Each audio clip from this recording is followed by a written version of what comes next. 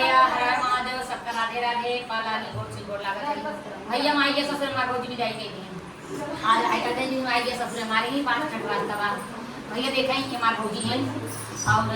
ये बहनी आई हैं बम्बई। हर वीडियो में आप सब बताते और ब्लॉग में भी बताए हैं और ब्लॉग में लास्ट में जाते समय ब्लॉग बनाओ और आप सबके कैसा लगे कमेंट में जरूर बताइए। रेखा उपाध्याय दीदी जो की यूट्यूब पे छाई हुई हैं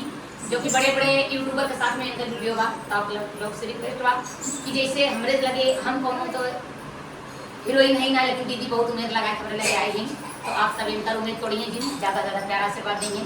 एक बार भौजी गाना लेके बहुत ज्यादा देते हैं भौजी मार गाना लेके आई भैया सावन महीने बाटे आप सब तनी की जैसे भोलेनाथ प्रकट भन से आप सब दया बरसाई देते आ हा मार सब वो छुरिया वाला लेके आई हां देखे बहुत परेशान करत है। तो ये भौजी घर में बड़ी बात चलो भौजी आओ वो बड़ा छोटा ना है। चलो